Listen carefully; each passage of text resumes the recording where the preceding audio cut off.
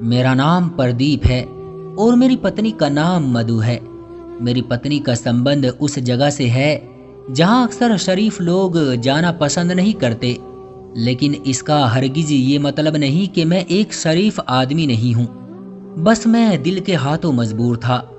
किसी को पाप की जिंदगी से निकालकर इज्जत देना कौन सा पाप है। हुआ कुछ यूं था कि एक बार मेरे कुछ दोस्त मुझे जिद करके मुंबई की उन गलियों में ले गए जहां हुस्न ही हुस्न है। हर चौबारे से कोई ना कोई हसीन परी झांक कर अपने आप को देख रही थी और जैसे हर किसी को अदाएं दिखाकर अपनी तरफ खींच रही हो। मैं वहां गया तो अपने दोस्तों के कहने पर ही था, लेकिन जब मधु नाम की एक कोठे पर नाचने वाली मुझे शराब पेश करने आई तो मैं उसे देखकर दंग रह गया। मुझे यूं लगा जैसे आसमान से कोई परी उतर कर आ गई हो। मैं तो उसकी शराबी आंखों में डूब ही गया था। फिर यूं हुआ कि मैं अपने दोस्तों से छुप छुपाकर उस इलाके में जाता रहा। मैं हर रात मधु का डांस देखने जाता था। मैं क्योंकि करोड़पति बाप का इकलौता बेटा था, इसलिए मुझे पैसे की कोई कमी नहीं थी। मैं हर रात मधु पर नोटों की बारिश कर देता था। उस कोठे की मालकिन सविता नाम की एक औरत थी जो मुझसे बहुत प्रभावित हो चुकी थी। एक दिन मैं दोपहर के 2 बजे कोठे पर चला गया और सविता से रिक्वेस्ट की कि मुझे मधु से मिलवा दे। मैंने सविता के सामने नोटों की गड्डी रखी तो वो मुस्कुरा पड़ी। उसने कहा, मैं अभी आपकी मुलाकात मधु से करवा देती हूँ। थोड़ी देर बाद मधु वहां पर आ गई। वो सजी संवरी सीधी सी मेरे दिल में उतर रही थी। मैं बड़ी देर तक वहां बैठा रहा और मधु के साथ इधर उधर की बातें करता रहा। मधु एक बुद्धिमान और समझदार लड़की थी। उसकी बातें बहुत गहरी महसूस होती थी। उसकी कंपनी में कोई भी बोर नहीं होता था। अब मैंने अपना ये रूल बना लिया था कि मैं हर रोज दोपहर 2 बजे मधु से मिलने जाता था। मेरी और मधु की बहुत अच्छी दोस्ती हो गई थी, लेकिन मेरा दिल गवाही दे रहा था कि दोस्ती से बढ़कर भी मेरे दिल में इसके लिए कुछ है। फिर एक दिन मैंने मधु से अपने प्यार का इजहार कर ही दिया तो उसने मुझे सकारात्मक जवाब दिया। मैंने मधु को कहा कि ये डांस वगैरह छोड़ दो। मेरी इस बात पर वो मेरे सामने रो पड़ी थी। उसने कहा, यहाँ कोठे पर नाचने वाली हर लड़की की यही इच्छा है कि वो इस पाप की जिंदगी को छोड़कर अपना एक घर बसाए, लेकिन हम जैसी लड़कियों के साथ कौन शादी करता है। फिर हमें अपना पेट भी तो भरना पड़ता है ना।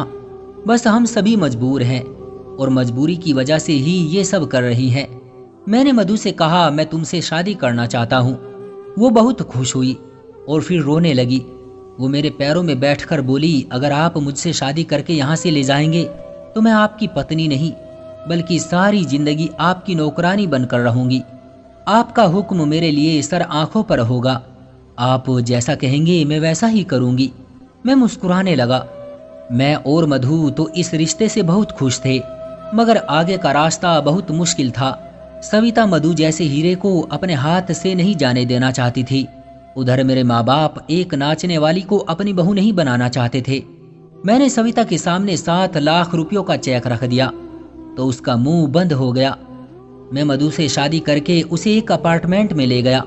मैंने सोचा था कि कुछ समय गुजर जाएगा तो मैं मधु को अपने माँ बाप से मिलवा दूंगा। एक बार जब मेरी मधु के साथ शादी हो जाएगी तो मेरे माँ बाप को भी मेरा फैसला मानना ही पड़ेगा। मैं उनकी इकलौती औलाद जो ठहरा। वो मुझसे बहुत मोहब्बत करते थे। मैंने और मधु ने एक अपार्टमेंट में अपनी नई जिंदगी शुरू की। हम दोनों ही एक दूसरे को पाकर बहुत खुश थे। हमारी जिंदगी बहुत अच्छे से गुजर रही थी, लेकिन फिर वो हो गया जिसका मैंने कभी सोचा भी नहीं था। मैं ऑफिस में था। मधु ने फोन करके मुझसे मार्केट जाने की अनुमति मांगी, लेकिन वो वापस ना आई। मैं बहुत परेशान हो रहा था कि आखिर वो कहाँ गई। लेकिन फिर थोड़ी ही देर बाद मुझे अस्पताल से फोन आ गया। मुझे बताया गया कि आपकी पत्नी का एक्सीडेंट हो गया है। ये सुनकर मुझे कुछ होश ना रहा और मैं फौरन अस्पताल पहुंचा। एक डॉक्टर मेरी पत्नी को देखकर मुझसे बोला, माफ कीजिएगा, आपकी पत्नी कोमा में चली गई है। अब कुछ पता नहीं कि इन्हें कब होश आएगा। ये सुनकर मैं बहुत रोया। ये सब कुछ इतना अचानक हुआ था कि मुझे संभलने का मौका ही नहीं मिला। मैं अस्पताल की बेंच पर बैठा बहुत देर तक रोता रहा। मेरी खुशियों को तो न जाने किसकी नजर लग गई थी। अभी तो मैंने अपनी नई जिंदगी की शुरुआत की थी, मगर इतना बड़ा दुख जो मुझे अंदर तक तोड़ गया था। मैं सारा दिन रोता रहता था। जब मेरी हालत बेहतर ना हुई तो मैं अपने माँ बाप के पास अपने गांव चला गया। मेरे पिता बहुत बड़े जागीरदार थे। जब मैं गांव वापस गया तो मेरे माँ बाप बहुत खुश हुए। मेरे पापा बोले, शुक्र है तुम आ गए हो बेटा, अब तुम खुद ही संभाल लो ये जमीन। मेरी बूढ़ी हड्डियों में अब इतनी ताकत नहीं रही कि मैं इन जमीनों की रखवाली कर सकूं। मैं अपने पिता के गले लगकर रोने लगा। मैंने अपने माँ बाप को बताया कि मैंने मधु के साथ छुपकर शादी कर ली थी। हमारी शादी को अभी 2 महीने ही गुजरे थे कि उसका एक्सीडेंट हो गया और अब वो कोमा में है। माँ और पिताजी मेरी बात सुनकर बहुत परेशान हो गए। मैंने पापा को अपनी मजबूरी बताई कि मैं मधु को अस्पताल में अकेला नहीं छोड़ सकता। मैंने उनसे मधु की सेहत के लिए भगवान से प्रार्थना करने को कहा और उनसे वादा किया कि जब मधु ठीक हो जाएगी तो मैं गांव वापस आ जाऊंगा। मेरे माँ पिताजी इस बात पर तैयार हो गए और फिर मैं वापस शहर लौट गया।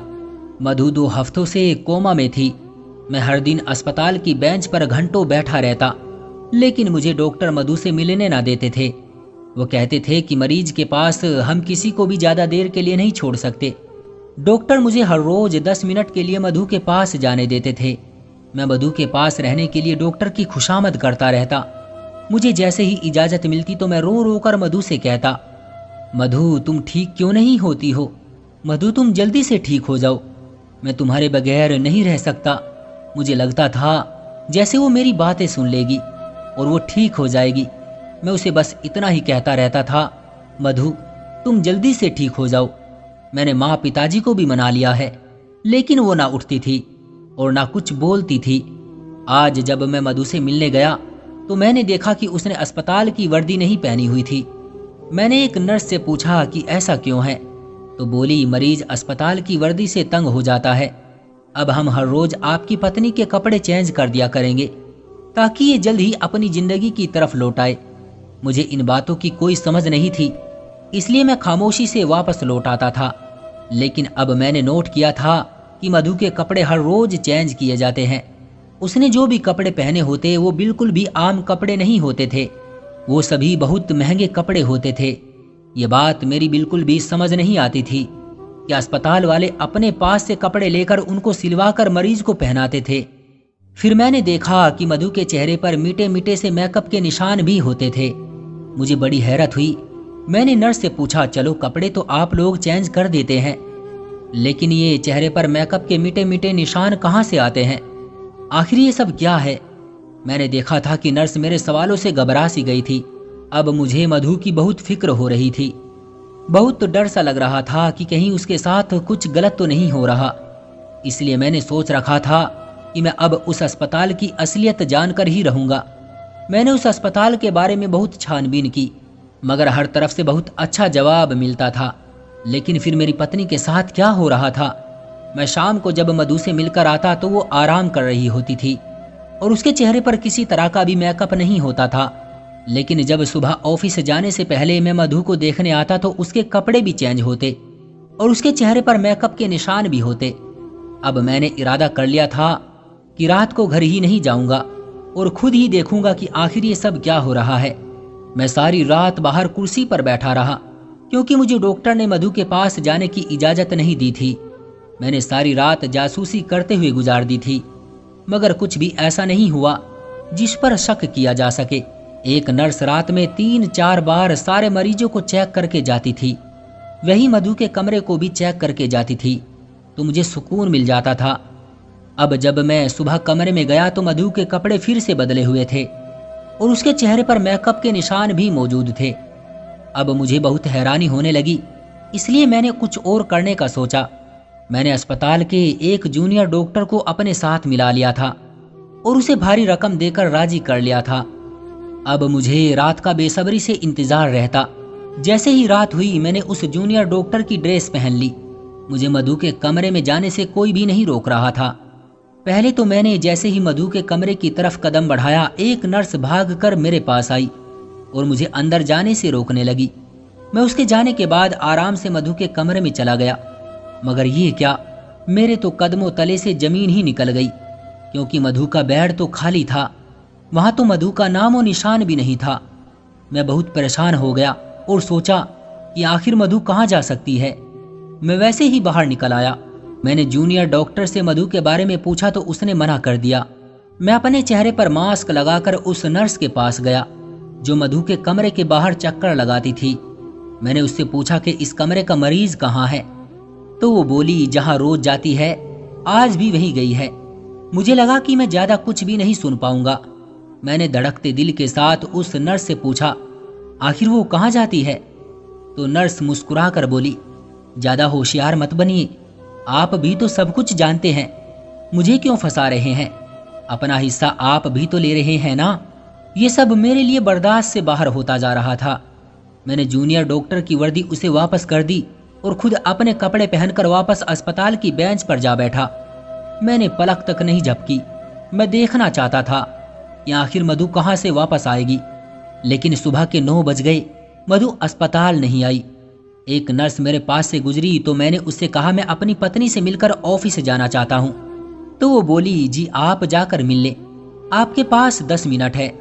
मैं इजाजत मिलते ही बड़ी तेजी से मधु के कमरे में दाखिल हुआ। मधु अपने बेड पर मौजूद थी। उसने आज फिर से कपड़े चेंज किए हुए थे और हर रोज की तरह उसके चेहरे पर मेकअप के निशानात थे। अब मेरे समझ में सारा मामला आ चुका था। मुझे मालूम हो चुका था कि जो कोई भी मधु को रात में बिस्तर से अगवा करता है वो उसको अस्पताल के पीछे दरवाजे से लेकर जाता है। इसलिए मैंने यही फैसला कर लिया था कि मैं अब अस्पताल के पिछले दरवाजे की निगरानी करूंगा।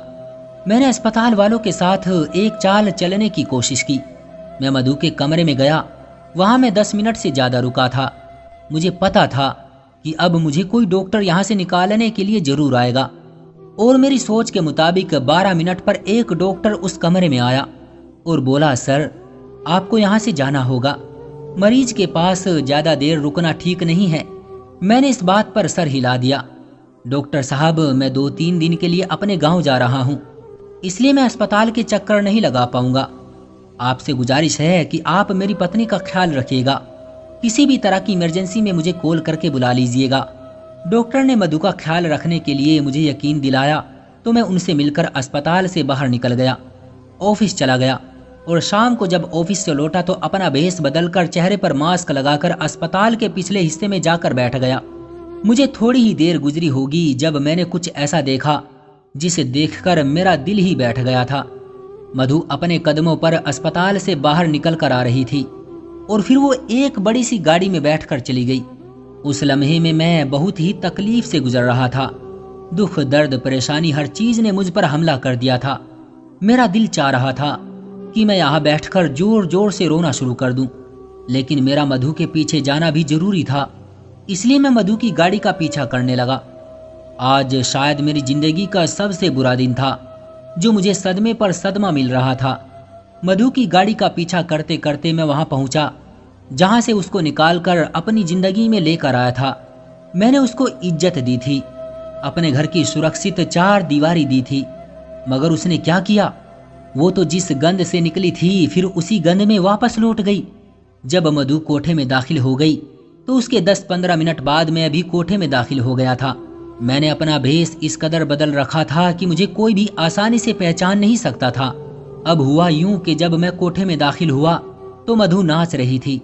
मेरा दिल चाह रहा था कि मैं अभी उठकर मधु को एक जोरदार थप्पड़ मार दूं, लेकिन मैंने सब्र किया। मैं जानना चाहता था आखिर मधु ये सब क्यों कर रही थी, उसने मुझे धोखा क्यों दिया। अगर उसे नाचने का इतना ही शौक था तो उसने मेरे सामने अच्छाई का ड्रामा क्यों किया था। डांस देर रात तक चलता रहा। सुबह 4 बजे के करीब सभी अपने अपने घरों को वापस जाने लगे, लेकिन मैं वहां से ना उठा। जब हॉल खाली हो गया तो मैं उठकर मधु के सामने खड़ा हो गया। मैंने अपने चेहरे से मास्क हटाया तो मुझे देखकर हैरान हो गई। उसका चेहरा डर के मारे लाल हो चुका था। मेरी आंखों में आंसू आ गए थे। मैंने रोते हुए कहा, मधु, अगर तुम ये सब छोड़ नहीं सकती थी तो तुमने क्यों मुझसे कहा कि मैं तुमसे शादी कर लूं। मैंने अपने माँ बाप का दिल भी दुखाया, लेकिन फिर भी तुम मेरी नहीं बनी। मधु भी रोने लगी थी। रोते हुए बोली, कुछ लोग हम जैसे होते हैं जिनकी किस्मत में इज्जत होती ही नहीं। मैं तुमसे शादी करके बहुत खुश थी कि अब मुझे किसी के सामने नाचना नहीं पड़ेगा, इज्जत की जिंदगी गुजरेगी। लेकिन फिर कुछ ऐसा हुआ कि मजबूर होकर फिर से कोठे पर आ गई। मैंने चिल्लाकर पूछा, मुझे भी तो बताओ तुम्हें ऐसी कौन सी मजबूरी आ गई थी कि तुमने ये सब किया? तुमसे पहले एक सेठ मेरी जिंदगी में था, वो भी मेरे डांस का बहुत शौकीन था। उसने मुझ पर पैसा पानी की तरह बहाया था। सविता उसे जबान दे बैठी थी कि मैं उसके सिवा किसी और के सामने नहीं नाचूंगी, मगर फिर अचानक से वो सेठ गायब हो गया। उसने मेरे लिए पैसे भेजने छोड़ दिए थे। सविता ने 2 महीने इंतजार किया, लेकिन जब उसकी तरफ से कोई जवाब नहीं आया तो उन्होंने मुझसे एक बार फिर भरी महफिल में डांस करवाना शुरू कर दिया। उन्हीं दिनों मेरी नज़र तुम पर पड़ी थी। तुम एक दिन मेरा डांस देखने आए थे। तुम मुझे बहुत ही अच्छे लगे थे। फिर यूं हुआ कि हम दोनों की मोहब्बत परवान चढ़ गई और फिर तुमने 7 लाख रुपये देकर मुझे खरीद लिया। लेकिन हमारी शादी के 2 महीने बाद ही वो सेठ भी वापस आ गया। उसने सविता मैम से कहा था, अगर मैं दोबारा डांस नहीं करने लगी तो मधु के पति को जान से मरवा देगा, सविता के भी टुकड़े टुकड़े करके कुत्तों के सामने डलवा देगा। मैं ये कैसे बर्दाश्त कर सकती थी कि मेरा पति ही मुझसे छिन जाए। मैंने आपकी जान बचाने के लिए उस सेठ की बात मानी। मुझे जैसा कहता गया मैं वैसा ही करती गई। उसने कहा कि मैं आपसे दूर हो जाऊं और हर रात सिर्फ मेरे सामने नाचूं। इसलिए मैंने अपने झूठे एक्सीडेंट का बहाना किया और एक डॉक्टर को अपने साथ मिला लिया। फिर मैंने अस्पताल की नर्सों को भी अपने साथ मिला लिया था। सेठ के कहने पर मैंने फिर से कोठे पर नाचना शुरू कर दिया था ताकि उसका ध्यान तुम्हारी तरफ से हट जाए। मेरे लिए यही काफ़ी था कि तुम हर रोज 10 मिनट के लिए मेरे पास आ जाते थे। मैं तुम्हारा चेहरा देख लेती थी, तुम्हारी खबर मुझ तक पहुंच जाती थी। मैंने मधु से पूछा, तुम बताओ क्या तुम अपनी जिंदगी में खुश हो? तो वो रोती हुई बोली, अब इज्जत की जिंदगी का मजा चख चुकी हूँ और अब मुझे ये मजबूरी की जिंदगी अच्छी नहीं लगती। मेरा दिल करता है कि सेठ फिर से कहीं गायब हो जाए और मैं तुम्हारी जिंदगी में वापस आ जाऊं। मैंने मधु के हाथ पकड़कर कहा कि मेरी एक बात तुम याद रखना, बाहर के लोग उस इंसान को ही तोड़ने में कामयाब होते हैं जो अपने घर वालों से बातें छुपाते हैं। अगर तुम सेठ वाली बात मुझे पहले बता देती तो मैं उसका कोई ना कोई हल निकाल लेता और तुम्हें भी इतनी परेशानी ना उठानी पड़ती। मैंने मधु को तसल्ली दी, उस सेठ के खिलाफ FIR दर्ज करवाई और फिर उसे पुलिस उठाकर ले गई। अब मैं अपने वादे के मुताबिक गांव वापस आ गया था। मेरे माँ बाप ने भी खुले दिल से मधु को बहू स्वीकार कर लिया था। मेरे माँ बाप ने भी खुले दिल से मधु को बहू स्वीकार कर ली थी और मधु ने गांव के माहौल को अपना लिया था। इस तरह मधु और मेरी जिंदगी एक बार फिर से सही रास्ते पर आ गई थी। तो दोस्तों, ये थी हमारी आज की कहानी। आपका क्या कहना है इस कहानी के बारे में? कमेंट करके हमें जरूर बताएं। वीडियो को लाइक कर दीजिए और इसी तरह की कहानियां लगातार देखने के लिए चैनल को सब्सक्राइब करके घंटी को दबाकर ऑल पर सेट कर लीजिए ताकि आने वाली वीडियो का नोटिफिकेशन आपके पास तुरंत पहुंचे। मैं मिलता हूं आपसे अगली वीडियो में, तब तक के लिए धन्यवाद।